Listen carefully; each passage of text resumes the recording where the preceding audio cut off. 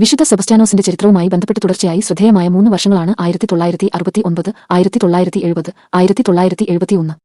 ഈ 3 വർഷങ്ങളിലും അദ്ദേഹത്തെ സംബന്ധിച്ച് വ്യത്യസ്ത സ്വഭാവമുള്ള 3 പ്രധാന സംഭവങ്ങളാണ് അരങ്ങേറിയത്. കൗതുകകരമായ മറ്റൊരു കാര്യം 1970ലും 1971ലും പുറത്തിറങ്ങിയ 2 മലയാള സിനിമകളുടെയും കഥ, തിരക്കഥ, സംഭാഷണം എന്നിവ രചിച്ചത് ഒരേ സാഹിത്യകാരനായ പൊൻകുന്നം വർക്കിയായിരുന്നു. 2 ചിത്രങ്ങളിലെയും കേന്ദ്ര കഥാപാത്രത്തെ അവതരിപ്പിച്ചതും പ്രേം നസീർ തന്നെയായിരുന്നു.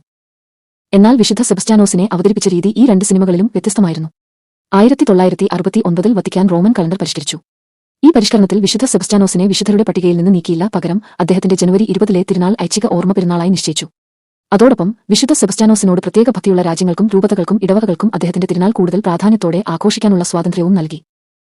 അതായത് വിശുദ്ധ പദവിയിൽ ഒരു മാറ്റവും വരുത്തിയില്ല, തിരുനാളിന്റെ ആഗോള ആഘോഷരീതിയിലാണ് മാറ്റം വരുത്തിയത്. 1970 ഡിസംബർ 18 പുറത്തിറങ്ങിയ പേൽ വ്യൂ എന്ന മലയാള ചലച്ചിത്രത്തിൽ വിശുദ്ധനായ സെബസ്ത്യാനോസേ എന്ന അനശ്വര ഭക്തിഗാനം ഉൾപ്പെടുത്തി.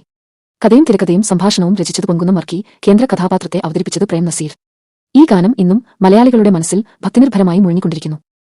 വിശുദ്ധ സെബസ്ത്യാനോസിനോടുള്ള ജനകീയ ഭക്തിയെ കൂടുതൽ ജനപ്രിയമാക്കുന്നതിൽ ഈ ഗാനത്തിന് വലിയ പങ്കുണ്ട്. 1971 ഡിസംബർ 17 പുറത്തിറങ്ങിയ ഗംഗാസംഗമം എന്ന മലയാള ചലച്ചിത്രത്തിലും കഥയും തിരക്കഥയും സംഭാഷണവും രചിച്ചത് പൊൻകുന്നം വർക്കി തന്നെയായിരുന്നു.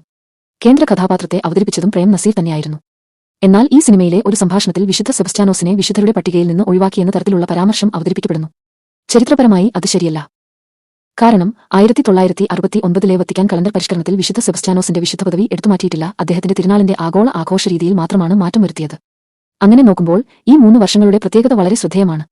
1969ൽ വിശുദ്ധ സെബസ്ത്യാനോസിന്റെ തിരുനാൾ ആഘോഷരീതിയിൽ വത്തിക്കാൻ മാറ്റം വരുത്തി.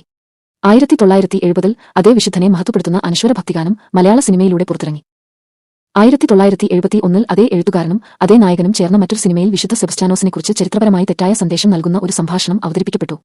ഈ 3 സംഭവങ്ങളാണ് 1969, 1970, 1971 എന്നീ വർഷങ്ങളെ വിശുദ്ധ സെബസ്ത്യാനോസിന്റെ ചരിത്രവുമായി പ്രത്യേകമായി ബന്ധിപ്പിക്കുന്നത്.